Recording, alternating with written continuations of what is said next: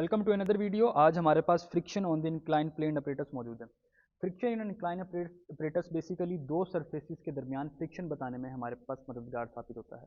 हमारे प्लेटफॉर्म के ऊपर बैकलाइट की सरफेस मौजूद है। इसके अलावा हमारे पास 4 डिफरेंट सैंपल्स की सरफेसेस मौजूद हैं। जो इस वक्त मैंने पुट इन किया हुआ है, ये हमारे पास एसएस का सैंपल मौजूद है। इसके अलावा हमारे पास टेफ्लॉन का सैंपल हमारे पास मौजूद है, ब्रास का और सिल्वर या एल्यूमिनियम का। ये 4 सैंपल्स हमारे पास मौजूद हैं।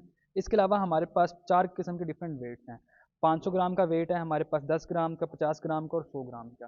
मतलब 4 डिफरेंट वेट्स हैं। अब ये ऑपरेटर्स किस तरह वर्क करेगा, ये इसका वेइंग एरिया है। मैं इस वेइंग एरिया के ऊपर डिफरेंट वेट्स को पुट अप करूंगा और नोट डाउन करूंगा कि किस वेट के ऊपर हमारा सैंपल स्लाइड डाउन करके नीचे आ गया है। वही हमारे पास टेक्निकल पॉइंट होगा।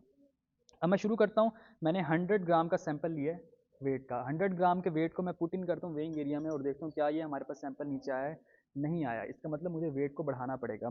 मैं एक और 100 ग्राम का सैंपल लूँगा, उसको वेइंग एरिया के अंदर पुटअप करूँगा और देखूंगा कि हमारा सैंपल आहिस्ता आहिस्ता नीचे आना स्टार्ट हो गया।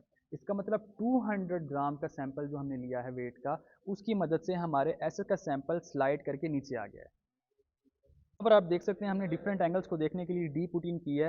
अब पहले हमारे पास जो एंगल था वो बिल्कुल फ्लैट था। अब इस वक्त मैंने एंगल को पुट इन कर लिया 30 डिग्री के ऊपर। अब 30 डिग्री एंगल के पुट इन करने से देखते हैं कि हमारा प्लेटफॉर्म है एक इंक्लाइन कंडीशन के अंदर आ चुका है, एक स्लाइडिंग पोजीशन के अंदर आ चुका है।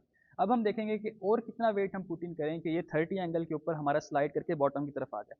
जो हमारा वेइंग एरिया है, इसके अंदर मैंने एक 500 का वेट रखा है और एक 100 का वेट रखा है।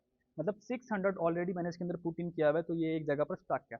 अब मैं देखता हूँ कि मैं कितना वेट और पुट इन करूँ कि ये हमारा स्लाइड करके वेइंग एरिया नीचे आ जाए। मैं 100 ग्राम का सैंपल लेता हूँ। 100 ग्राम का सैंपल मैं इसके अंदर पुट इन करके देखता हूँ क्या हमारा स्लाइड करके नीचे आ गया।